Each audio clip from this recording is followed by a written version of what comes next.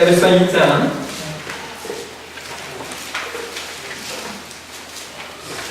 19절에서 22절까지.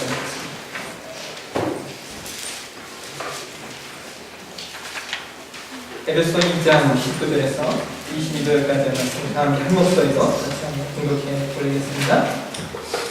그러므로 이제부터 너희는 외인도 아니요 자기네도 아니요 오직 성도들과 이런 시민이요 하나님의 권속이라.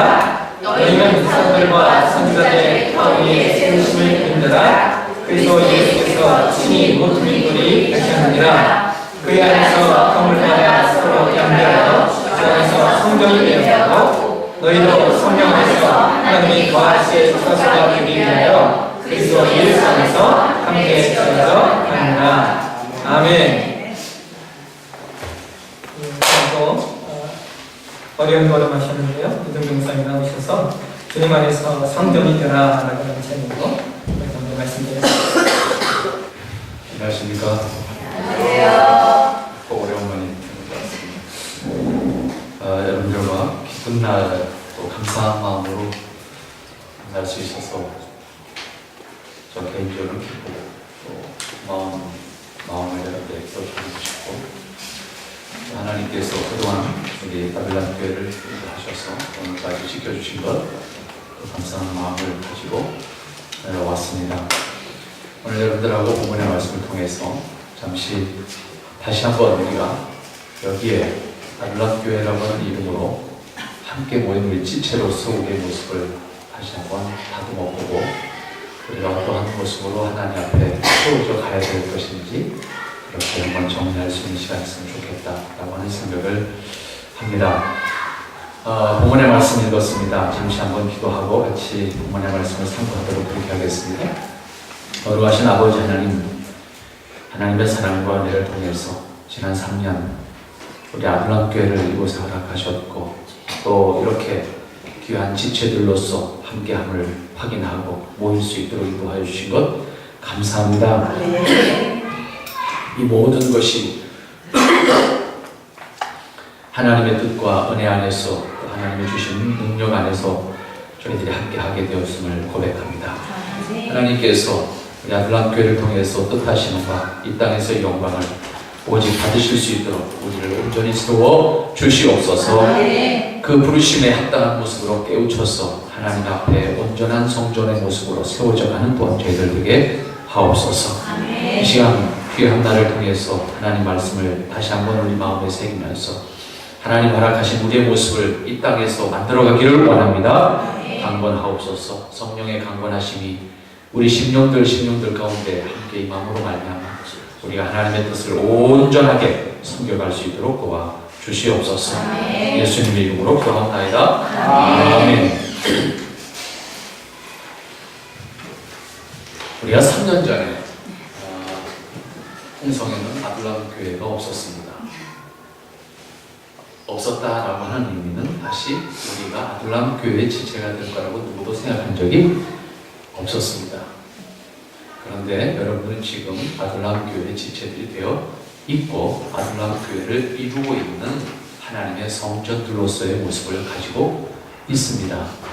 이것은 하나님께서 만물을 지으시고 그 만물을 통해서 하나님이 영광을 받으시기를 원하셨고 그것을 스스로 기뻐하셨던 하나님의 전적인 은혜와 뜻이 우리로 하여금 이 땅에 하나님의 자녀의 신분을 확인하고 나오게 하셨고 우리가 여기 아벨람 교회라고 하는 하나의 이름으로 모인 지체들 되어서 이 땅에서 하나님이 기뻐하셨던 그 뜻을 함께 섬기면서 기뻐할 수 있는 기회가 되도록 하셨다라고 하는 사실을 우리가 확인하기에 오늘 3주년을 맞이해서 기쁜 마음으로 여러분들이 하나님 앞에 감사할 수 있는 기회가 되어졌다고 믿습니다. 그런 의미에서 우리가 3주년이라고 하는 것을 다시 한번 돌이켜보면서 지난 날들 하나님의 은혜 가운데 우리가 어떻게 자라왔는가, 우리가 어떻게 하나님의 교회로 세워져 왔는가를 마음에 한번 이렇게 생각을 해보시면서 오늘 본문의 말씀이 교훈하는 것 다시 마음에 새겨서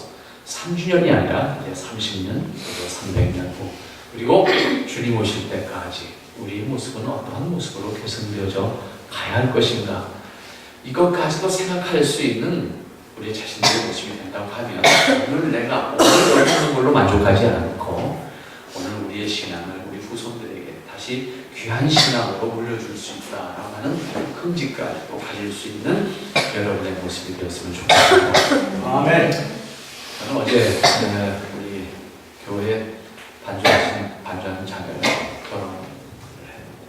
결혼식에 갔다 와서 몇몇 성도님들하고 같이 모임을 가지고 뭔 얘기를 하다가 어느 집사님이 우리 동네 은행나무가 참 예쁜 게 있다 그러니까 어떤 분이 거기 그런 게 있어요. 그래서 그 말이 나와가지고 그냥 은행나무 구경을 갔습니다. 바로 그래서 차로 한 5분 이렇게 10분 정도 가는데 저는 이미 알고 있는 건데 그런 사람이 있다고 갔습니다. 참 은행나무가 잘생겼거든요.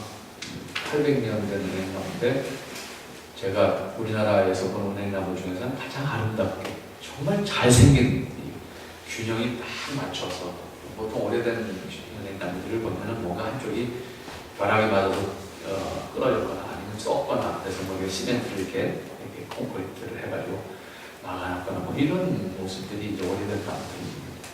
정말 그 균형이 아름다워.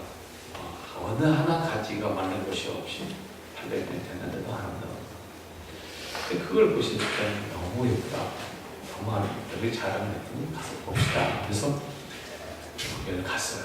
가서 은행나무를 저도 오래간만에 다시 가서 정말 아름답다. 정말 잘생겼다. 저렇게 잘생겼을까. 그런 생각을 하면서 우리나라에 유명하다는 은행나무들 많지 않습니까? 남들 저렇게 잘생긴 은행나무가 없거든요. 그걸 보면서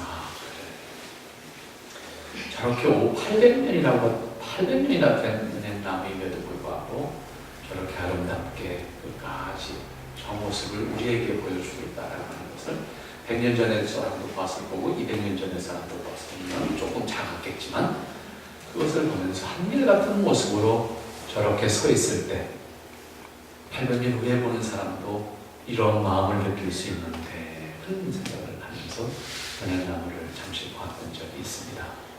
오늘 먼저 여러분들에게 본문의 말씀에 들어가기 전에 생각을 해보고 싶은 것은 오늘 우리의 모습은 오늘 우리의 모습으로 끝나지 않아야 합니다. 저는 우리 한국의 역사가 5,000년이라고 하는 것에 대해서 전부한 자긍심을 가집니다. 미국 사람들 자긍심 없는 것 가운데 하나가 역사가 짧다는 것이 아주 자긍심 없거든요. 다른 건 자기들이 크다고 늘 큰소리 치는데 역사 얘기하면 쪼꼬리 깡냅니다. 그래. 길어봐야 지금 230년 돼가나요? 돼가는데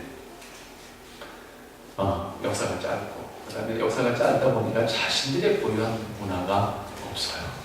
그것에 대해서 그들은 매우 핸디캡으로 느끼고 있는 부분이거든요. 대신에 그걸 극복하기 위해서 그 사람들이 어떤 노력을 하냐면 가정집이든 무슨 집이든 건물이 100년만 되고 무조건 다 무너집니다. 무조건 보존하는 작업을 합니다. 왜? 앞으로 200년 후에 또 300년 후에 그게 우리이기 때문에 이게 멀리 보는 사람들이 하는 일입니다.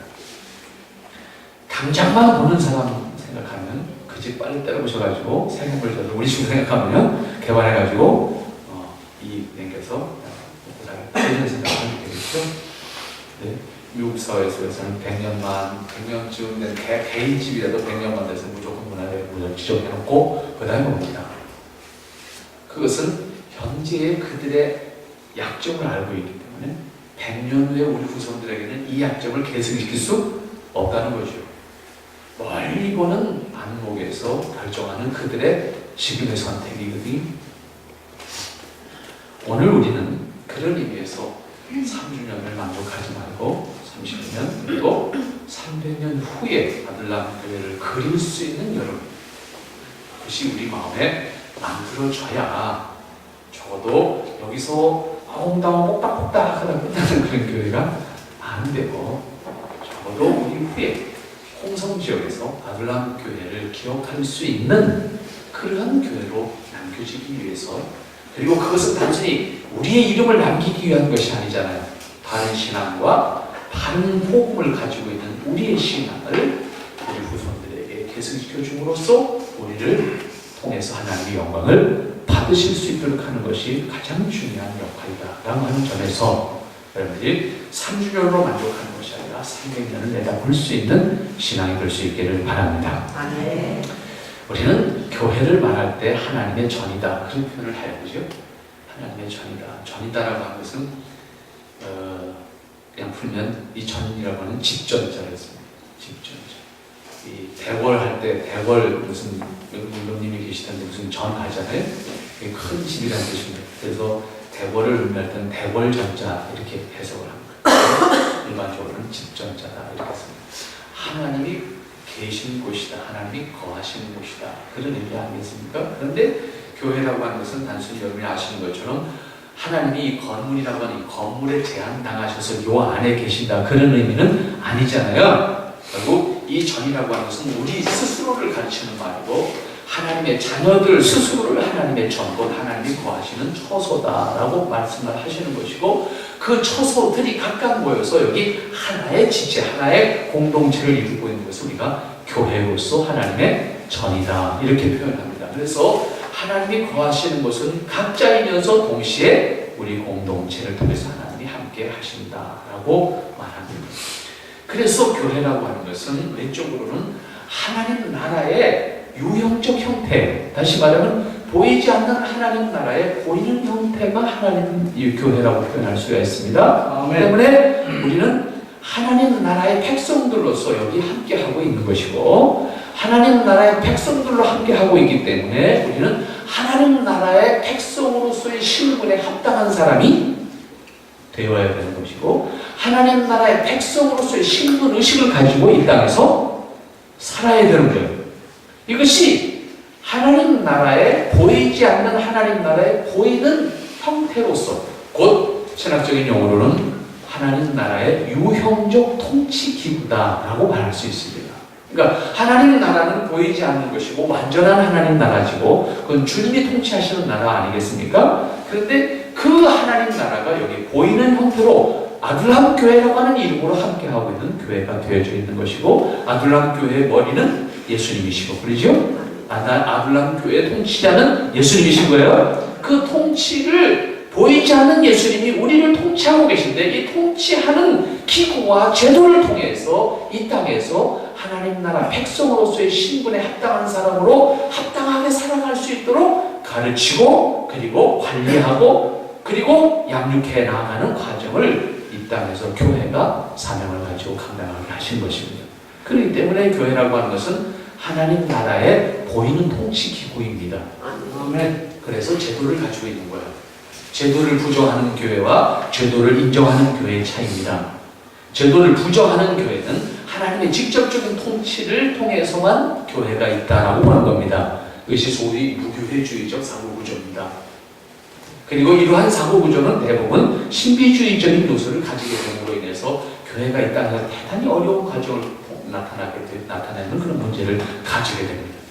따라서 우리는 그러한 보이지 않는 하나님 나라의 보이는 통치 기구로서의 교회를 이해하면서 하나님이 성경을 통해서 제시한 제도적 원리와 그 제도적 원리를 통해서 우리를 이끌어 가시게 하신 하나님께서 이 땅에 교회를 제도로 허락하셨다라고 하는 것을 믿음으로 교회를 형성하는 것입니다.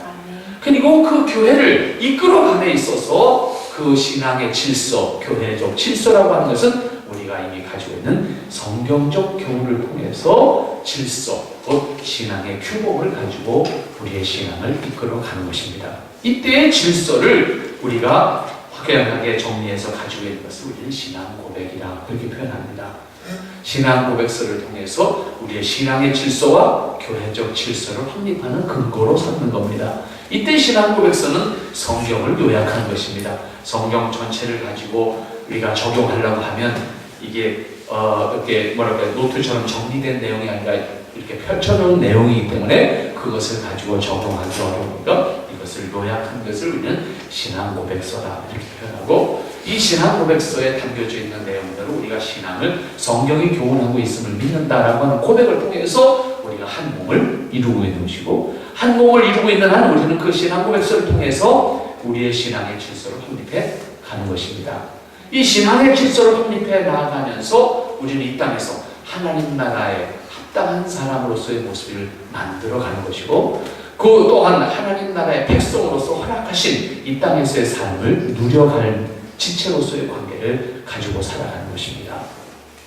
이것이 우리가 하나님의 전으로 모인 교회라고 하는 이름으로 함께하는 그러한 우리의 모습이어야 하는 것이거든요. 그 때문에 우리는 모두 하나님께서 허락하신 자녀들로서 불림을 받아서 이 땅에 사는 날 동안 하나님이 기뻐하시는 모습으로 그렇게 우리 자신들을 만들어가고, 또 동시에 하나님의 백성들로서 이 땅에서 하나님의 자녀된 신분을 가지고 누림의 삶을 살아갈 수 있도록 허락하는 것입니다. 그러기 위해서 오늘 본문의 말씀으로 돌아가도록 하겠습니다. 본문의 말씀에서 그러기 위해서 우리에게 어떠한 원리를 가르쳐주고 있는가라고 하는 것입니다. 19절 말씀 먼저 다시 한번 읽도록 하십시다. 다 같이 19절 말씀을 읽도록 하겠습니다. 시작.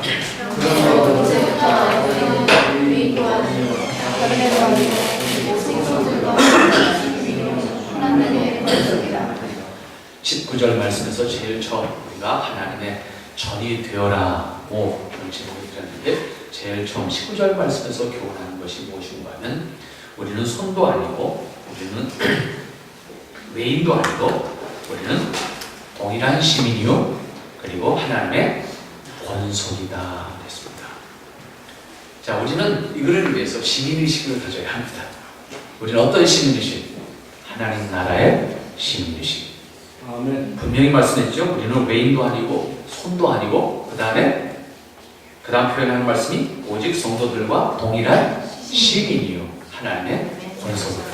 권속이라고 하는 말은 사실 용어 자체가 우리가 지금 흔히 쓰는 용어는 아닙니다.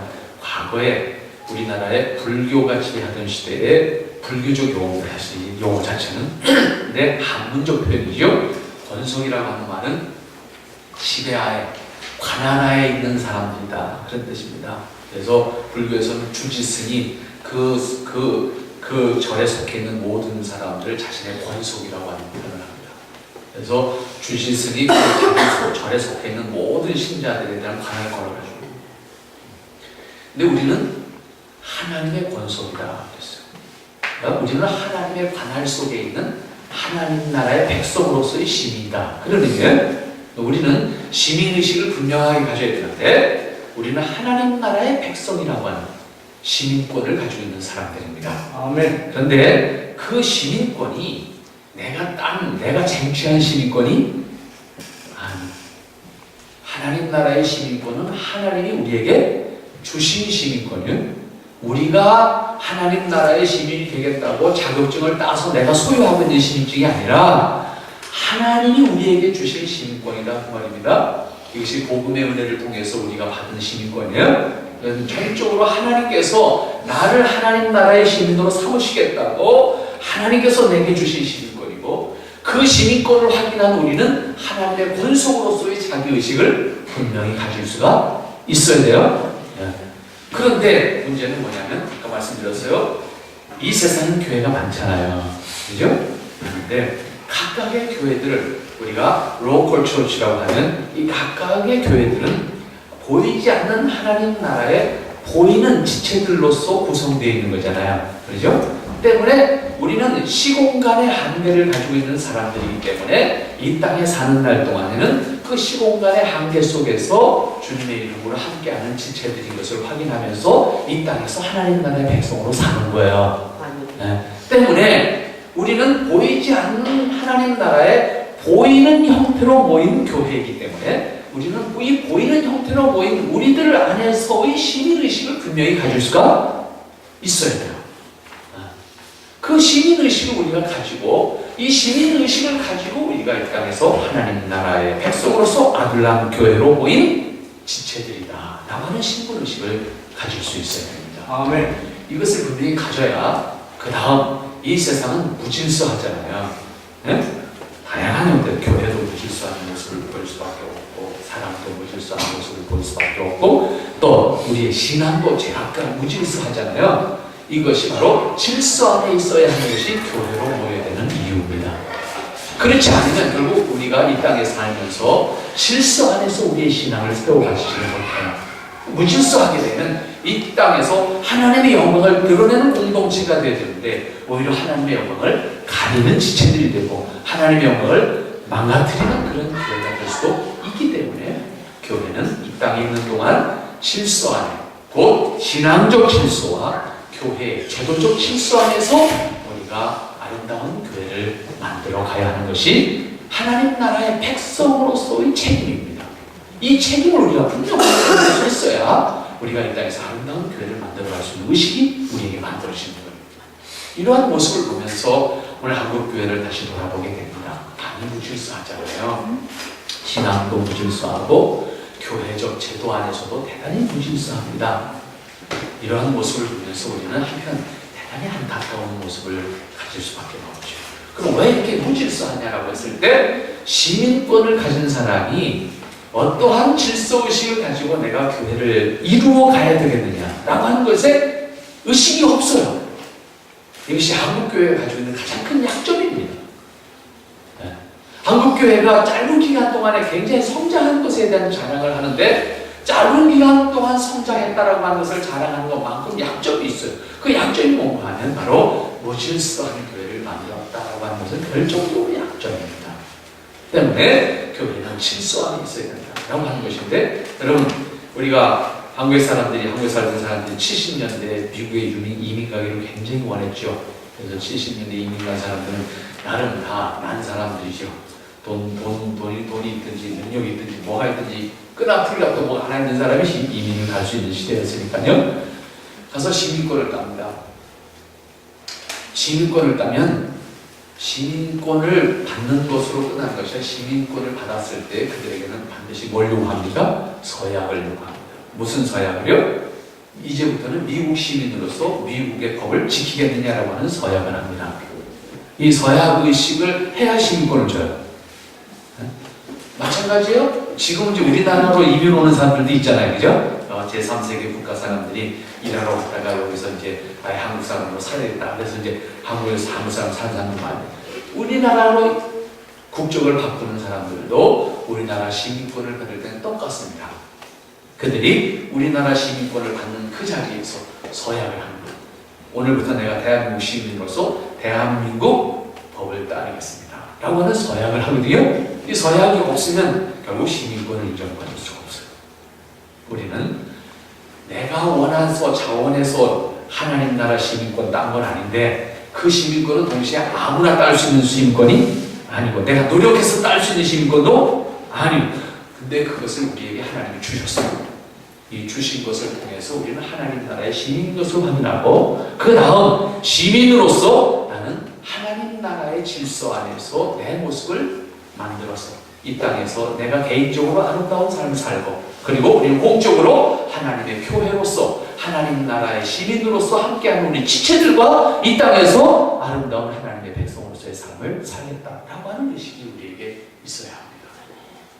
교회 다니는 사람들이 목적이요 개인적이요 전부 내가 구원받는 개인적인 목적이잖아요. 내가 복받는 개인적인 목적이잖아요. 이 개인적인 목적으로만 교회라고 하는 곳에 다닌다고 생각을 해요. 그렇기 때문에 문제가 되는 거예요. 교회는 개인적이면서 동시에 공적이에요. 아멘. 내가 하나님의 백성으로 개인적으로 부름을 받았어요. 그렇죠? 그러나 이 땅에 있는 동안 우리는 하나님 나라를 보이는 형태로서 곧 교회로서 하나님 앞에서 우리가 하나님 나라의 백성으로 살아가는 거예요. 그런 의미에서 나는 개인적이지만 동시에 공적으로 하나님 나라 백성으로서 살아가야 합니다. 여기에는 질서가 필요해요. 그 질서가 하나님 말씀의 가르침, 나중에 결론적인 말씀을 드리겠습니다만 곧 하나님의 말씀이 우리를 지배하는 권위로 살아있는 교회가 되어야 됩니다. 사람의 권위가 지배하는 것이 아니라 하나님의 말씀의 권위가 교회를 지배할 때 곧 우리는 하나님의 백성으로 하나님의 말씀의 지배 속에서 이 땅에서 한 몸을 이루어 가야 하는 겁니다. 그것이 이 땅에 교회가 있는 교회가 교회로서 하나님 나라로서 하나님의 교회가 이 땅에 있어야 하는 원리다 이렇게 말씀을 드릴 수가 있습니다. 그런 의미에서 여러분들의 의식 속에 나는 하나님 나라의 권속이다 라고 하는 의식 분명히 가져야 되겠다 말씀드렸습니다. 두 번째 20절 말씀을 같이 읽도록 하십시다. 시작. 너희는 사도들과 선지자들의 너희의 세우심을 입은 자라 그리스도 예수께서 친히 모퉁이 돌이 되셨느니라. 자, 오늘 이 20절 말씀을 보면 하나님의 교회가 이 땅에서 세움을 받고 하나님의 자녀로 우리가 세움을 받는 과정 속에서 그냥 되신 것이 아니고 예수님이 교회의 모퉁이 돌이 되어 주심으로 말미암아 그 위에 교회가 세워졌다라고 하는 것을 금방 알 수 있어요.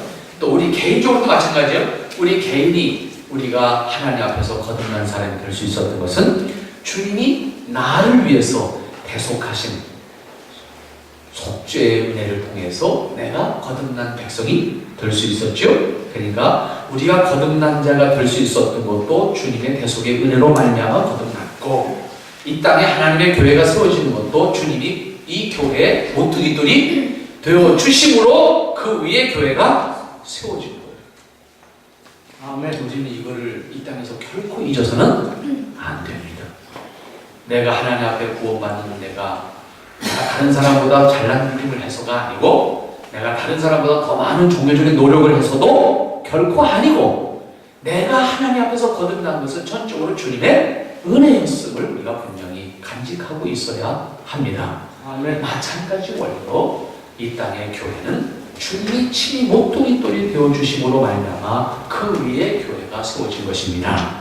그러므로 이 땅에 있는 교회는 오직 그리스도의 이름으로 세워졌고 그리스도의 이름으로 하나님의 백성들이 함께함을 드러내지 않으면 안 되는 것입니다. 그러므로 교회가 이 땅에 있도록 하신 하나님의 전적인 은혜로 말미암아 세워진 것이고 그 모퉁이 돌이 되어주신 주님 위에 교회가 세워진 것이고 그 교회는 전적으로 하나님의 영광을 드러내는 교회로서 이 땅에 있어야 된다라고 하는 것입니다. 오늘 우리는 다시 한번 기억합시다. 어떠한 교회는 주님이 세우신 교회입니다. 사람이 세운 것이 아닙니다. 단순히 돈이 세운 것도 아닙니다. 능력이 세운 것도 아닙니다. 그 모든 것은 하나님이 쓰시고자 하는 도구였을 뿐입니다. 아멘. 교회는 그리스도 위에 세워진 것이고 그리스도가 주이시고 그리스도가 머리가 되어야 한다. 그 말씀입니다. 아멘. 그러므로 아둘람 교회가 앞으로 300년 후에 아둘람 교회의 모습을 그릴 때 이 교회의 머리는 그리스도시고 이 교회의 머릿돌도 그리스도시다. 그리스도가 교회의 머리 되심과 그리스도가 교회의 머릿돌 되심을 망각해서는 결코 안 됩니다. 이거는 교회가 길이 간직해야 되는 거예요. 그런데 기독교 역사를 통해서 보면요, 교회가 시작되자마자 그리스도가 없어져요. 사람이 머릿돌이 됐습니다. 그렇게 돼서 발전하는 것이 결국 오늘날 가톨릭의 교회의 모습입니다. 세계적으로 유명한 가톨릭 예배당이 있습니다. 이탈리아의 유명한 예배당들이 대부분다. 가톨릭에서 가장 유명한 예배당들이 대부분 다 이탈리아에 있고, 물론 프랑스에도 하나 있습니다만 대부분 다 이탈리아에 있습니다. 그 예배당들을 가서 보면요, 예수님은 없습니다.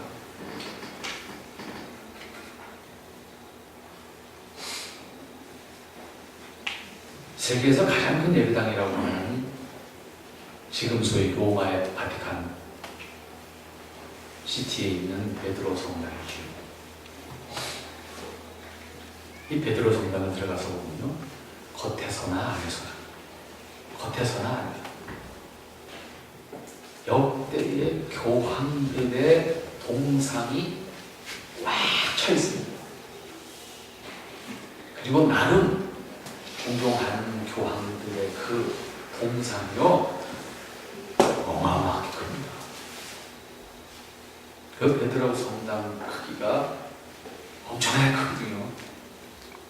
그 지붕 높이가 돌로만 지금처럼 철근 콘크리트를 넣어서 만든 것도 아니잖아요. 돌을 깔아갖고 세우는 거잖아요. 그런데 보통 25층, 30층 높이 우리나라 건물 높이로 하면요, 예배당 높이가, 근데 그게 1층이에요. 그게 돌멩이요. 거기에 동상이, 예? 교황들의 동상을 만들어서 아까도 벽에다 세워놓은 곳이요. 그거 절반쯤 돼. 한번 상상을 해요. 그 앞에 서면 그냥 압도당합니다. 그 동상의 그 위험 앞에서 그냥 사람이 죽이들 만큼 압도당합니다. 근데 그게 한겨만 있는 게 아니에요. 쫙. 아니, 예수님 상은 눈썹.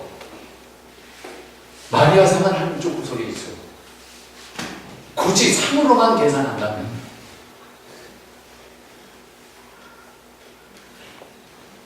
결국은 예수님이 교회의 머릿돌이시고 예수님이 교회의 머리셔야 되는데 사람이 보이는 권위가 되어서 사람이 그 위치를 대신하고 있는 것이 기독교가 시작되자마자 그렇게 됐어요.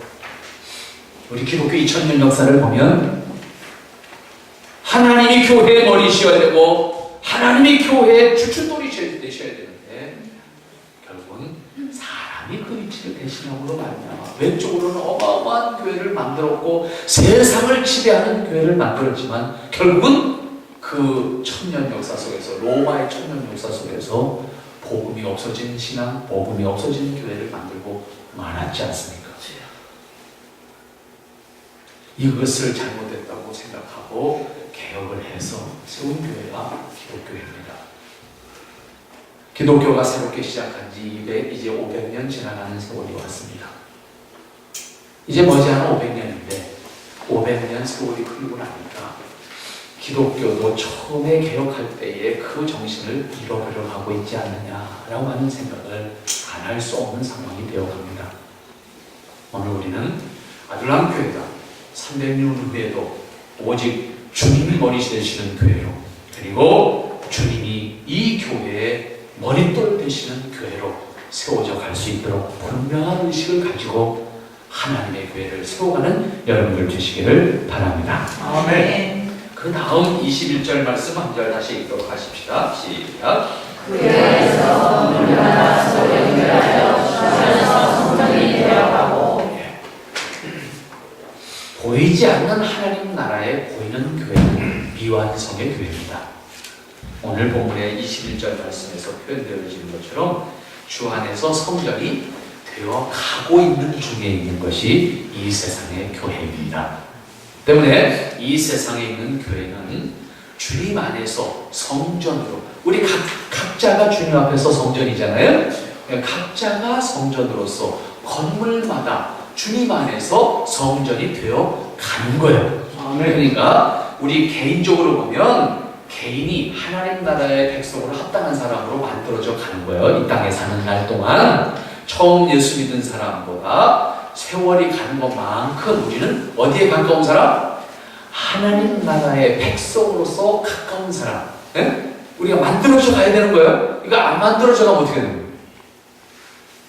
안 만들어져 가면 내가 하나님 나라 백성이 아닌 것은 아니지만 하나님 나라의 백성으로서의 기쁨을 누리지를 못해요.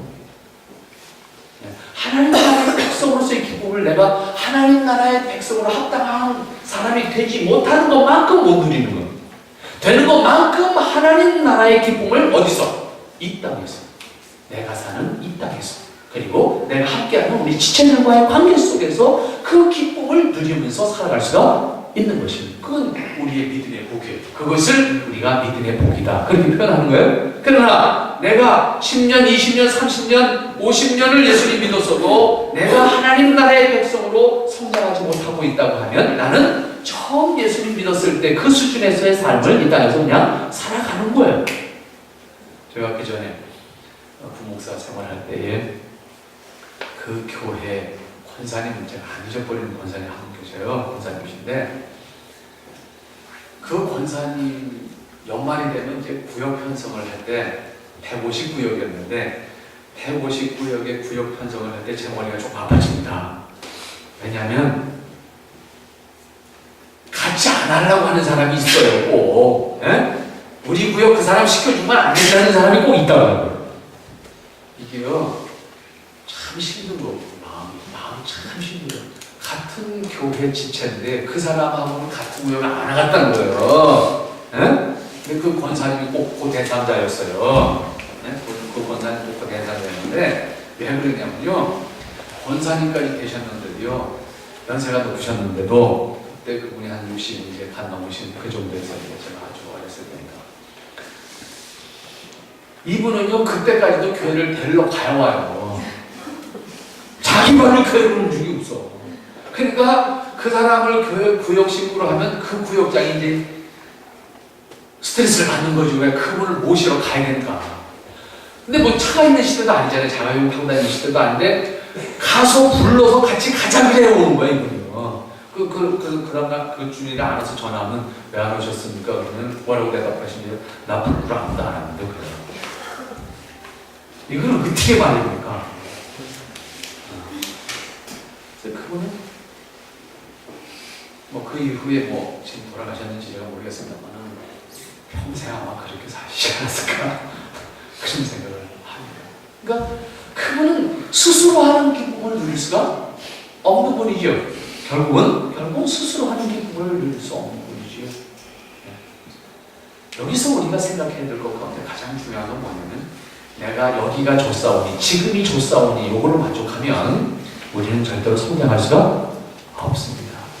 아들람 교회의 모습도 마찬가지고 여러분 개인의 모습도 마찬가지고 개인의 생활도 마찬가지고 개인의 인격도 마찬가지고요. 우리의 인격은 하나님의 형상으로서의 인격이라고 제가 말씀을 드렸을 겁니다. 하나님의 형상으로서의 인격이기 때문에 우리가 이 세상에서 아무리 완전하다고 생각해도 우리는 완전할 수가 없어요. 때문에 우리는 끊임없이 그 하나님의 형상을 확인하는 가운데 내 인격을 하나님의 형상에 합당한 사람으로 만들어가는 내 자신의 모습을 만들어가는 작업을 하지 않으면 안 돼요. 깨달으면 깨닫는 것만큼 내가 부족함을 인정하는 것만큼 내가 더 큰 사람, 더 큰 그릇, 더 아름다운 사람, 더 하나님이 기뻐하는 사람으로서의 나의 모습을 발견할 때 내가 스스로도 감격할 수 있는 모습이 되는 겁니다. 그렇지 않으면요 우리 스스로가 하나님의 형상으로서의 나의 모습을 가지고 내가 하나님 참 감사합니다는 감격을 말할 수가 없어요. 여러분 하나님이 여러분을 지으시고 하나님은 심히 좋다고 말씀하셨어요. 근데요 그건 하나님의 기쁨으로 끝나는 게 아니에요. 그 심히 좋으셨다라고 했던 그 하나님의 기쁨이 어디에 있어야 돼요? 우리 안에 있어야 돼요. 왜냐하면 그 기쁨을 누릴 수 있도록 권한을 사람에게 주셔야 돼요. 아멘. 그걸 우리가 소유해야 되는 거예요. 그게 하나님 것만이 아니에요. 그걸 우리에게 주시기 위해서 우리를 하나님의 형상으로 굳이 말하는 말씀을 드리면 하나님의 형상을 우리에게 주신 거예요. 내가 만물을 지고 만족했던 것처럼 너희도 나와 같은 생각으로 만물을 통해서 기뻐하라는 거예요. 응? 그런데 사람이 타락한 이후에 하나님 입장에서 만물을 보는 것이 아니고 내 타락한 본성을 통해서 만물을 봐요. 응? 내 타락한 본성을 통해서 만물을 보니까 옆집에 좋은 것 있는 건 기분이 안 좋아요. 그게 내 집에 있으면 기분이 좋은데 요거 차이예요. 응? 다른 사람이 칭찬받으면 기분이 안 좋아요. 내가 칭찬을 받으면 기분이 좋은데 요거 차이란 말이에요. 그러니까 다른 사람이 칭찬을 받으면 내가 기꺼이 박수를 쳐서 함께 좋아해 줄 수 있어야 되는데 그거는 시기심 때문에 뒤틀리는 거예요. 마음이. 그거 참 다르지 않습니다. 때문에 우리의 의식이 하나님 중심으로 바뀌어야 돼요. 하나님의 형상으로 우리를 지어주셨기 때문에 우리는 그 하나님의 형상을 회복하는 사람이 돼야 돼요. 회복하는 것만큼 만물을 통해서 하나님이 좋았더라 어떤 만족을 느꼈던 것처럼 우리도 그것을 기뻐할 수가 있어요. 산에 가시면 봄에, 요즘에 봄에 산에 가는 사람 별로 없습니다.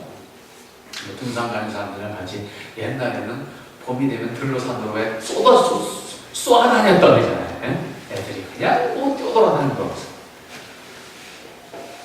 근데 그렇게 뛰어돌아다니다가 꼭 돌아올 때는 진달래 꺾어갖고 오고 개나리 꺾어갖고 오고 그러잖아요. 제가 이렇게 이제 이 부분을 가르치는 일들을 우리 스터디 그룹 가운데 이제 제가 하는 스터디 그룹이 이제 교회에서 하는 신자들을 대상으로 하는 스터디 그룹 말고 이제 밖에 이제 목사님들 또 신학생들 대상으로 하는 스터디 그룹이 몇 개를 하고 있습니다만 그렇게 이야기를 하고 원리를 가르치고 이야기를 해도요. 지지난주에 그 목사님들하고 같이 우리 1년 만에 한번 야외 한번 갑시다. 그래서 야외 부안에 갔어요. 부안에 가면 맛있는 것을 이렇게 부안에 갑시다. 그래서 부안을 갔어요. 제가 요 몇 년 사이 한 5, 6년 사이에 제가 부안을 참 좋아해서 부안을 가는 일이 있으면 부안 쪽으로 갑니다. 부안을 갑니다. 부안에 가면 제가 좋아하는 게 있는데요. 바지락죽이 있어요. 아주 맛있습니다. 제가 부안을 가고 바지락죽이 나옵니다. 근데 부안이 유명한 게 뭐예요? 채석감, 적벽감 있잖아요. 채석감은 워낙 유명한데 사실 채석감 가서 너무 실망해요. 적벽감이 더 나아요. 제가 봤을 때는 목사님들을 그 적벽감 모시고 갔어요. 어느 목사님이 바다에 내려갔을 때 돌멩이가 좋으니까 돌멩이를 하나를 많아갖고 잘 심은 거예요. 거기다 대놓고 뭐라고 그랬다면 뭐 하라겠고 저를 어떻게 해야 될까? 근데 평소에는 그렇게 가르쳤는데 다 알아들었다고 분명히 내 눈하고 맞췄는데 그러니까 본능적이죠. 그러니까 이게 이성의 기능이라고 하는 것을 우리가 깨우쳐가지 않으면 안 되는 것이 거기에 있거든요. 돌멩이를 갖다가 차 뒤에다 갖다 싣는 거예요. 그러다 하는 마음이 오늘 집에 가면 내가 칭찬받게 돼. 그 뭐 이게 바다에 큰 돌멩이 납작납작한 게 이게 장아찌 나눌 때 그러면 딱이거든요. 네? 어르신들은 금방 이해가 다 되죠. 그 사람들 장아찌 안 나가면 모르잖아요. 이제? 이 돌멩이가 납작하게 적당한 무게가 있으면 무게 갖다 씻어가지고 이제 장아찌 오이 장아찌 최고잖아요. 오이 장아찌. 이 연세가 좀 있으신 목사님이셨는데, 그러니까 하나, 이렇게 속에서 막 이걸 하는데 이걸 어떻게 할 수가 없는 거예요. 그래서 여러분은 그분이 그냥 돌멩이를 가지고 가셨어요. 끝내는 나중에 그 다음 모험에서 한번 했죠. 그냥 갈 수는 없잖아요, 이거는요. 거기 있어야 아름다운 것은 거기 있게 함으로써 모든 사람이 아름다움을 느낄 수 있는 거죠. 그죠? 그게 내가 필요하다고 그걸 내가 우리 집에 갖다 놓으면 나만 필요한 거가 되잖아요. 왜 이 배려를 못할까? 라고 생각해요. 때문에 바닷가에서 돌멩이 하나도 사실 우리 집으로 갖고 오면 안 돼요. 거기 있어야 돼요. 그래야 다음에 오는 사람도 그걸 통해 기뻐하지 않겠습니까? 그냥 한 사람, 두 사람이 그래서 가져온 건 내가 하나지만 끊임없이 사람이 가는데 1년에 수천 명이 가고 수만 명이 가는데 하나씩만 가져가도 만 개가 없어지는데 근데 문제는 그걸 깊이 보존하면 그나마 괜찮아. 그러나 가져간 돌멩이는 가져갈 때 생각과 조금 쓰다가 생각이 달라지거나 이사를 갈 땐 이게 뭐가 돼요? 침이 돼요. 그럼 어떻게 돼요? 제가 부탁드리는데 꼭 필요해서 가져왔으면 버릴 땐 그 가져온 데 갖다 버렸어요. 그러면 제가 조금 이해를 하겠어요. 그럼 그 양심 내가 필요하니까 사람이 필요하도록 허락하신 거니까 쓸 땐 써야 되잖아요. 그럼 정말 필요해서 내가 가져왔다 그러면 버릴 때는 내가 가져온 자리에 갖다 좀 버려주시면 참 좋겠네요. 저도요 그리스도인이라고 하면 거기까지 생각할 수 있어야 돼요. 아유 그것까지 생각하고 세상 바쁘고 머리 아픈데 어떻게 살아? 걱정하지 마세요. 하나님이요 그렇게 사용하는데 머리가 용량이 많어. 컴퓨터를 쓰다 보면 용량이 차면 안 돌아가. 그냥 다운돼 버리는데 우리 머리는요, 하나님이 절대로 그렇게 안 만드셨습니다. 그렇게 쓰고도 넉넉히 남도록 지으셨으니까 걱정하지 마시고 갖다 쓰실 때는 책임을 지고 갖다가 그 자리에다. 그러면 적어도 여러분들은 하나님의 은혜를 마음껏 누린 사람이고 동시에 그 은혜를 다른 사람에게도 나누어 준 사람이 됩니다. 그런데 내가 필요하다고 갖다가 쓰다가 그 다음에 이사갈 때 침된다고 그냥 버리고 가면 그건 어디 가서 처박혀가지고 가치가 없어집니다. 그 돌멩이는 그 바닷가에 있을 때 가치가 드러납니다. 그것이 도시 가운데 있으면 천덕꾸러기입니다. 반드시 있어야 할 곳에 있을 때 그것이 들어가요. 아멘. 오늘 우리는 그런 의미에서 하나님의 백성으로 자라야 되는 거예요. 응? 내가 이만큼 신앙했으니까 아니요. 내가 이만큼 경험했으니까 아니요. 우리 연세 드신 분들 내가 이만큼 사셨으니까 아니요. 죽음에 이르는 순간까지 배우는 겁니다. 그 길은 아무도 가르쳐 줄 수가 없기 때문에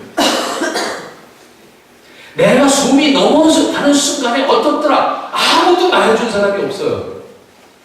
말해줄 수도 없어요. 그 순간까지 배우는 거예요. 그 자세로 하나님 앞에 설 때 여러분 하나님 앞에 기꺼이 아름다운 모습으로 여러분 자신을 세울 수가 있고 결코 누워있다 할지라도 사람들에게 자녀들에게 추하지 않는 모습이 됩니다. 선생님 가운데 직접 배운 선생님은 아니고 책을 통해서 배운 선생님이죠. 저는 책 선생님이 참 많아요. 직접 가르침을 받은 선생님보다는 개인적으로 책을 통해서 이분을 내가 선생님으로 삼아야 되겠다라고 했던 분들이 여러 분 되는데 그분 가운데 사실은 생전에 만나뵌 사람은 딱 한 사람인데 그분이 이제 제가 일본에서 공부할 때에 일본 학자였어요. 일본 학자였는데 오카다 미노루라고 하는 그런 일본 선생님이셨는데 그분이 제가 공부하던 학교의 선생님이셨어요. 근데 그분은 이제 그 당시에 연세가 90이 넘으신 연세였어요. 그러니까 교실에서 그분한테 내가 가르침을 받은 적은 없죠. 그분의 제자들에 의해서 내가 가르침을 받았죠. 그러니까 그분은 그분의 책을 통해서 내가 그분을 알았고 그러니까 지금도 제가 뭐 무슨 글을 쓸 때가 되는 그분의 책을 지금도 꺼내서 그분이 쓴 글들을 통해서 제가 제 입장을 정리하는 그런 참고자료로 삼습니다. 근데 그분이 그 당시에 생존해 계셨어요. 생존해 계셨는데 일주일이면 적어도 3일 정도를 그때도 학교에 오셔요. 오실 때 뭐 하러 오실까요? 연세가 드시면 보통 분수를 드시잖아요. 응? 젊은 사람들이 생각할 때는 연세 드신 분들이 주로 분수를 드시잖아요. 사람들 많으면. 근데 이분은 분수를 들고 오시는 게 아니에요. 지팡이를 짚으시고 오시는데 오시면 교수님들이 그분이 오시면 대선배님이나 대선생님이시잖아요. 다 어떻게 되겠어요? 다른 일을 못 하잖아요. 그분 때문에. 그분 모셔서 뭐 인사도 해야 되고 자리도 마련해드리고 뭐 이렇게 되잖아요. 절대로 다른 데 안 가십니다. 오시자마자 바로 어딜 가시면 도서관으로 들어가십니다. 도서관에서 누구도 말할 수가 없잖아요. 말도 못 하잖아요. 네? 도서관으로 들어가셔서 도서관에서 당신이 읽고 싶은 책을 찾아서 읽는 것이 그분의 이지예요. 일주일에 3일 정도를 나오셔서 도서관에 오셔서 서가에서 그 목록에서 당신이 읽어야 될 책을 찾아서 그걸 꺼내가지고 들어가서 앉으셔가지고 가실 때까지 안 나와요. 읽으시고 그리고 조용히 가요. 늘 책으로만 대했던 분이 왜 그분이 눈앞에 딱 나타나니까 저는 설레잖아요. 물어보고 싶은 것도 많고 하루는 용기를 내서 그분이 와서 책 목록에서 책을 찾으실 때 들어가기 전에 도서관에 들어가기 전에 그분을 붙들었어요. 뭐 이야기를 했어요. 선생님 책을 너무나도 귀하게 읽고 참 좋은 가르침을 많이 받았습니다. 이렇게 말씀 인사를 드렸어요. 사실 뭐 제가 그분한테 뭘 여쭙겠어요. 그래서 참 그 내가 읽은 책 가운데 이런 책 참 너무 좋고 너무너무 귀한 가르침을 받았습니다. 그리고 인사를 드렸는데 그 노인네 선생님께서 제게 남긴 말씀은 지금도 참 그분을 떠올릴 때는 마음이 뭉클하게 올라와요. 그런데 말씀을 조심조심 천천히 하시면서 하시는 말씀이 뭐 내가 아는 게 있나요? 그래서 제가 그 말씀에 이렇게 이제 너무 겸손하게 말씀하시니까 어떻게 제가 뭐라고 말씀드린 게 없는. 그래서 그래도 이 책을 이렇게 참 큰 가르침을 받았습니다. 그렇게 얘기를 했더니 그분이 하시는 말씀입니다.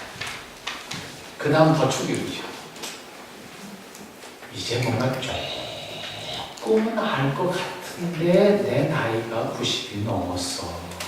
그래서 내가 오늘도 공부를 해야 돼. 저는 땡땡이만 치고 있는데 90이 넘은 이 노인네 선생님께서 일본에서 그분 이름을 대면 신학계에서 그분의 이름을 모르면 신학 공부 안 한 사람이거든요. 굉장히 유명하신 분이거든요. 적당히 이렇게 했던 분이 아니시고 대가신데 그분이 하시는 말씀이 이제 뭔가 조금 알 것 같은데 내가 90이 넘었어. 그래서 내가 공부를 해야 돼. 나도 몰라. 나도 모르는 거야. 한편으로는 화도 좀 났어요. 그 정도 되신 분이 너무 그렇게 얘기하시니까 그럼 뭐 나는 아무것도 아니잖아요. 멋지도 아니잖아요. 그 앞에서. 좀 그렇다. 그런데 세월이 지나가면서 그분의 말씀이 제 마음에서 저를 꼼짝 못하게 해요. 아는 게 있다. 그게 맞다. 그게 맞다. 여러분, 제가 이렇게 나무나 이 꽃들을 좀 안다고 사람들이 생각을 해요. 근데 답답한 게 뭐냐면 이 스마트폰 생기고 제가 조금 힘듭니다. 아주 괴롭습니다. 왜냐면요, 자기들이 가다가 예쁜 꽃인데 몰라. 그러면 찍어. 그러면 카톡을 딱 보내. 답 주세요. 무슨 꽃입니까? 내가 무슨 생물 박사입니까? 내가 꽃을 연구하는 사람입니까? 근데 허구한 날 들어옵니다. 사진 들어와가지고 무슨 꽃인지 다 봐라. 내가 무슨 식물학자라 그러면 그것도 이해가 되는데 식물학자는 아닌데. 근데 모르는 꽃이 딱 오면 지금 저 사람이 지금 나는 뭐 굉장히 잘 아는 걸로 알고 있는데 모르는 꽃이 딱 온단 말이야. 그럼 이 답을 줘야 되는데 나는 모르잖아. 그럼 또 나한테 또 선생님 하나 있습니다. 그걸 그대로 전달합니다. 그럼 그 사람들 집에 있는 사람이니까 어떻게든지 알아갖고 답을 나한테 보내요. 그리고 나는 다시 들어보내. 그럼 내가 하는 줄 알아. 사실 나도 모르고. 그래서 내가 다시 얘기해요. 야, 누가 나한테 알아라 했는데 난 모르겠다 이거. 좀 무슨 얘기야. 그렇게 하면서 사실 저도 배우는 거예요. 내가 어떻게 다 모르죠. 그런데 그렇게 함으로써 한 번 확인한 꽃은 어떻게 되겠어요? 안 잊어버리죠. 안 잊어버리죠. 근데 며칠 전에는 아까 그 돌메인 지보관 교육사님이 사진을 찍어갖고 아침에 교회를 가다가 풀가에서 만난 꽃인데요. 이름 좀 가르쳐주세요. 그러고 딱. 근데 꽃을 보면 이게 분명히 자원형인데 이파리가 자원형 이파리가 아닌 거야. 이 답을 줄 수 없는 거야. 그래서 고민을 하다가 그냥 뭐 대충 얘기하면 되겠지만 그 사람은 또 그걸로 알고 나가서 선전하면 큰일 나잖아요. 그래서 아마도 이건 확인을 좀 해야 되겠다. 그래서 이 사진을 다시 그 사람한테 보내죠. 확인요. 자원형으로 딱 왔어. 다시 아니야. 난 다시 이파리가 자원형 이파리가 아니야. 그럼 다시 확인해봐. 이 사람은 이제 그 말에 이제 이파리를 확대를 해가지고 보니까 자기도 기가 막히게 이제 그러니까 생물 도감을 다 뒤진 거예요. 다 뒤져가지고 다시 자원형으로 왔어요. 그 나중에다 통화를 해야 되겠다. 이파리가 분명히 자원형 이파리 아닌데 자원형이 맞냐? 그러니까 자기도 내 말을 듣고 하겠는가 긴가민가 한데 우리 토종 자원형은 아니지만 다 외국에서 온 자원형입니다. 내가 당신만 믿고 나 자원형 다 판다. 저는 이제 그것도 안 잊어버리는 거죠. 제포가 되는 거죠. 그러니까 저는 조금 번거롭긴 했지만 그 과정을 통해서 내가 한 가지를 더 알게 된 거죠. 꽃이 같다는 때 이파리 같다는 자원형. 내가 알게 된 거죠. 끊임없이 우리는 주님이 오셔서 하나님 나라를 완성할 때까지 우리는 하나님의 교회와 우리 자신이 하나님의 성전으로서 하나님의 형상에 가까운 사람이 되도록 우리 자신을 만들어가야 돼요. 만들어지 가는 것만큼 여러분이 큰 사람이 되십니다. 큰 사람이 되는 것만큼 하나님의 뜻을 품고 세상을 기뻐할 수가 있습니다. 큰 사람이 된 것만큼 하나님이 기뻐하는 모습으로 세상을 사는 기쁨을 누릴 수가 있습니다. 그렇지 않으면 교회 다녀도 교회 다니지 않는 사람하고 다르지 않은 모습으로 세상을 살아갈 수밖에 없습니다. 교회라고 모여있는 이 공동체와 바깥에 많은 공동체가 있잖아요. 오늘도 아침에 보니까 무슨 블루 스카이 팀 만들어졌더라고요. 그러니까 뭐냐고 물어봤더니 무슨 그 모형 비행기 이거 하는 사람들 모임이래요. 여러분 세상에 모임이 참 많습니다. 하지만 그 모임이 본래의 뜻을 잃어버리면 사람이 다 흩어지죠. 세상의 모임도 목적이 있어서 모여요. 교회라고 하는 공동체는 하나님께서 이 교회 공동체 본연의 본분으로 주신 그것을 상실하면 안 돼요. 때문에 그것을 끊임없이 우리 안에 확인할 때문에 하나님의 교회로 우리 자신들을 세워가야 합니다.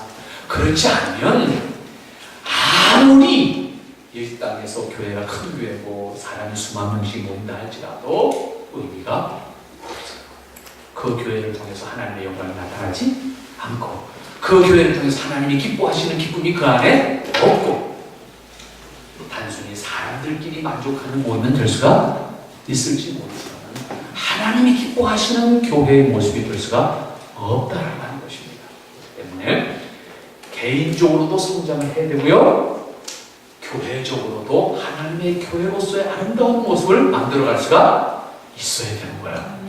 그래야 여러분이 여기 지체인 것으로서의 기쁨과 지체로서의 만족과 지체로서의 동참하고자 하는 기쁨이 있게 되는 거예요. 그렇지 않으면 겉돌지. 자, 내려봐라. 나는 이거 돈만 보겠다. 그런 얘기예요. 난 숟갈만 하나 더 놓겠다 하는 식의 생각을 가질 수가 있습니다. 교회라고 하는 공동체는 하나님의 백성들이 서로를 섬김으로, 오늘 22절 말씀이 그런 얘기잖아요. 서로 연결되어져서 하나님의 교회로, 하나님의 전으로 세워져 가는 거예요. 네? 내가 혼자서 세운 것도 아니고 우리가 완성된 모습으로 여기 있는 것도 아니에요. 끊임없이 세워져 가는 거예요. 그런 의미에서 외적인 면에서도 성장해 가는 것이고 내적인 면에서도 우리가 영적으로 하나님의 백성으로 성장해 가는 모습이 있는 거예요. 성장하는 것은 아름답습니다. 시행착오는 있을 수가 있어요. 아이들이 자라나는 과정 속에서 몸살도 앓고 병도 걸리고 넘어지기도 하고 싸우기도 하고 다칠 수도 있잖아요. 그럼 그 순간에 어떻게 돼요? 아프지요, 어머니 아버지 마음이. 하지만 그럼에도 불구하고 그 다음날 아침에 보면 어떻게 돼 있어요? 다시 나았고 다시 더 성장하는 모습으로 세워져 가는 모습을 보고 기쁜 거예요. 그죠? 당장 아픈 것만 보면은 아프지만 그 다음날 보면 애들 그러잖아요. 의사 선생님도 성장통이라는 게 있잖아요. 애들이 자라면서 자라기 때문에 아픈 거예요. 제가 중학교 2학년 때 1년에 20cm 컸습니다. 그러니까 저도 잘 모르겠더라고요. 뭔가 사람이 크긴 컸는데 뭔가 좀 불안해. 내가 느끼는 것 좀 불안해. 갑자기 너무 크니까. 그러니까 자라면서 아이들이 자라면서 아프기도 하고 그런 모습이 있어요. 하지만 그 아이가 건강하게 열심히 자라는 모습을 보고 너무 기쁜 거예요. 자라는 과정을 통해서 아픈 것은 괜찮아요. 그런데 망가지는 큰일 나죠. 모든 사람이 절망하죠. 부모님이 절망하죠. 우리는 하나님 앞에서 하나님의 교회로 우리 자신들을 섬김으로 세워져 가야 합니다. 누가 저절로 잘하지 않아요. 우리는 서로에게 섬기는 자가 되어야 합니다. 이 섬김을 통해서 우리는 하나님 나라의 삶을 배우는 거예요. 응? 그것을 가장 먼저 배우는 것이 가정입니다. 크리스천의 가정은 하나님 나라를 배우는 제1단계 학교예요. 그리고 교회는 그것을 구현하는 학교예요. 그래서 가정과 교회는 하나님의 모습으로 하나님의 교회를 세워가는, 서로를 섬기는 거예요. 가정에서 여러분의 자녀를 섬기듯이 교회 안에서 서로를 섬기는 거예요. 이 섬김의 과정을 통해서 서로를 배우는 겁니다. 나 혼자서 완전하기 때문에 이 세상을 살 수 있는 것이 아닌 것처럼 하나님의 교회 안에서 하나님의 교회가 잘할 수 있도록 서로를 섬기는 가운데 도전을 받고 서로를 섬기는 가운데 성숙한 기쁨을 맛볼 수가 있어야 되는 거죠. 그것을 통해서 우리 아둘람 공동체라고 하는 이 아둘람 공동체 전체를 기뻐할 수 있고, 그리고 우리가 함께 섬기는 것을 자랑할 수가 있어야 돼요. 내가 높은 사람이라는 것을 자랑하는 것이 아니라 내가 섬기는 사람인 것을 자랑할 수 있을 때 아둘람 교회가 아름답게 세워질 줄로 믿습니다. 그리고 그런 섬김의 과정을 통해서 사실 내가 잘해요. 응? 섬김이 없으면 내가 잘하지 못합니다. 섬김이 있으므로 내가 잘해요. 그래서 사랑은 내리사랑이라고 표현하잖아요. 자녀들이 아무리 어쩌고저쩌고 부모가 자녀 사랑하는 것만 할 수 없잖아요. 그러나 부모는 그 아이를 잘하는, 그 아이가 그렇게 잘하는 것을 보고 내가 기뻐할 수 있잖아요. 마찬가지예요. 우리는 섬김으로 잘하는 것을 기뻐할 수 있어요. 나는 섬김의 역할을 감당해 준 것을 통해서 기뻐할 수 있잖아요. 내가 낮아진 사람이라고 생각하지 마시고 내가 섬김을 통해서 우리 교회가, 우리 지체가 나와 함께하는 모든 사람이 기쁨을 얻는다라고 하는 것을 기뻐할 수 있어야 된다, 그 말입니다. 마지막으로 22절 말씀 한 절을 다시 보도록 하십시오. 22절 말씀 시작. 너희도 성령안에서 하나님이 거하신 조처를 위하여 그리스도 예수 안에서 함께 지어져 가느니라. 그리스도 예수 안에서 함께 지어져 간다. 진행형이잖아요. 저는 하나님의 교회는 완성이 아니라 미완성이라고 말씀드렸어요. 미완성. 내 개인도 미완성이고 이 땅에 있는 교회도 미완성이에요. 주님이 오실 때까지 우리는 자라야 되는 것이고 교회도 하나님 나라에 합당한 모습으로 만들어져 가야 되는, 이것을 지어져 간다 이렇게 표현했어요. 만들어져 가야 되는 거예요. 누가 만들어요? 우리가 서로를 섬기면서 이 땅에서 만들어 가야 되는데 성령 안에서 됐어요. 그죠? 성령 안에서 우리는 내가 타락한 본성과 습성을 가지고서는 안 돼요. 이걸 내가 주님 앞에서 얼마만큼 내려놓느냐라고 하는 것에 의해서 성령 안에서 주님이 원하시는 교회로 우리 자신들이 세워져 갈 수가 있고 주님 안에서 우리 자신이 또한 거듭난 사람으로서 성숙한 인격으로 만들어져 갈 수가 있는 것이요. 네. 우리가 인격이 하나씩 만들어지지 않는 거죠. 우리가 주님 앞에 설 때까지 우리가 하나님 나라의 백성으로서, 제가 쓰는 말로 표현했죠. 신앙 인격이. 우리는 그냥 인격이 아니에요. 거듭난 인격이니까 굳이 표현하면 신앙 인격이다 그 말이에요. 하나님의 형상으로서의 인격이다 그 말이에요. 우리는 하나님의 형상으로서의 인격을 우리 안에 만들어 담아가야 되는 거예요. 끊임없이 우리가 그 모습을 우리가 담아감으로써 내가 은혜로 성숙한 나의 모습을 발견할 때 기뻐할 수 있어요. 네? 은혜의 형상으로 내 자신이 성숙해감을 기뻐할 수 있는 사람이 돼야 돼요. 그리고 그 기쁨은 자랑이 아니라 감격이어야 돼요. 왜? 우리는 오늘 본문도 전부 사실은 수동태로 되어 있지 않습니까? 내가 커가는 게 아니라 내가 다 되어져 가는 것이고 지어져 가는 것이잖아요. 그 가운데 주님의 은혜로 내가 그렇게 만들어져 간다 그 말입니다. 은혜로 응? 내가 1등한 것이 아니라 하나님께서 나로 하여금 그 과정을 통해서 하나님께 합당한 사람으로 서 갈 수 있도록 만들어 주신다는 말이죠. 그걸 깨달을 때 정말로 감격스러운 거 아니겠습니까? 그러므로 여러분 자신도 아까 말씀드린 것처럼 주님 앞에 가시는 순간까지 하나님의 은혜 안에서 자신의 모습을 발견하고 내가 성장해 가는 것을 발견할 때 내가 감격스러운 하나님의 은혜를 노래할 수 있는 사람이 되는 거예요. 아멘. 그러면 아름다워요, 그 사람이요. 제가 나무를 보는 걸 느낍니다. 죽은 나무와 산 나무의 차이를 잘 보세요. 여러분, 죽은 나무에는 새가 깃들지를 않아. 아무리 잘생긴 나무고요.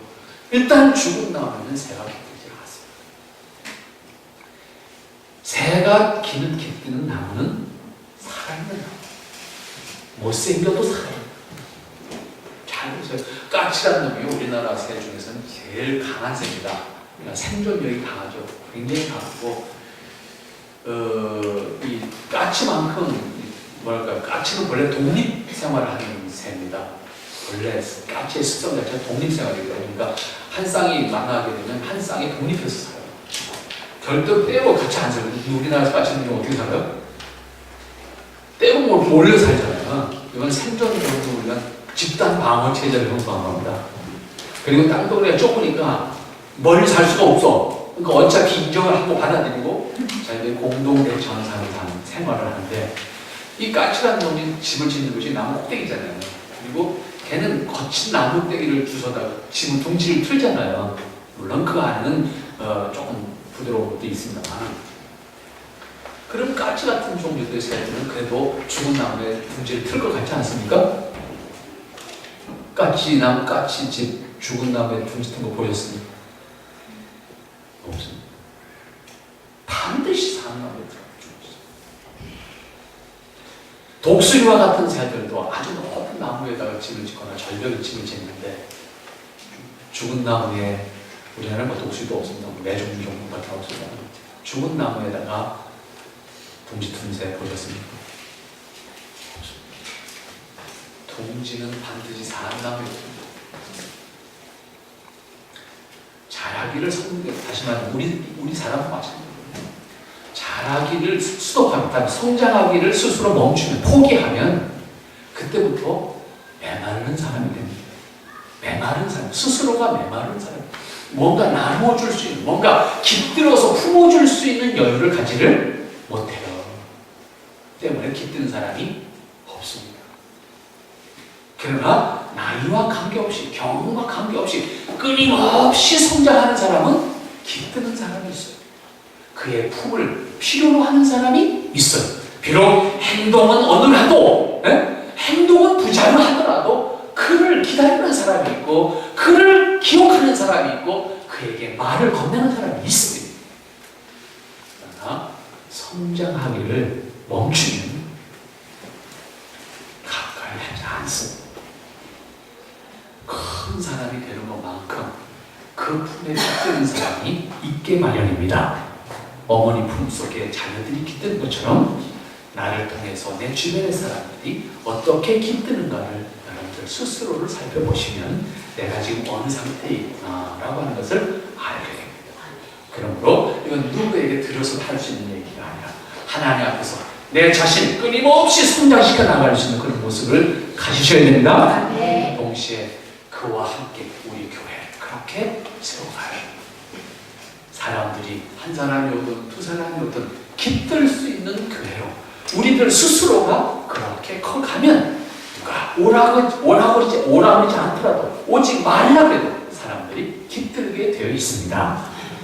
품을 수 있는 교회로 세워져 갈 수 있는 여러분들 되시기를 바랍니다. 그렇게 함으로 말미암아 자연스럽게 아들람 교회가 홍성 지역에 소문이 나고, 그리고 하나님의 영광이 그곳에 있다라고 했을 때 단순히 사람들이 먹을 것을 찾으러 교회에 나오는 것이 아니라 자기 만족을 위해서 교회에 나오는 것이 아니라 진정으로 인간이 근본적으로 찾아야 할 그 근본을 확인하기 위해서, 그리고 그 근본을 확인한 사람으로서 함께 하기를 위해서 이곳에 오는 사람들이 되도록 여러분들이 만들어 간다고 하면 그 자체가 아들람 교회를 통해서 하나님의 영광이 나타나는 것이고, 또 여러분의 개인의 모습을 통해서도 하나님의 영광이 나타나는 것이고, 그것을 통해서 우리는 어떻게 되는 거예요?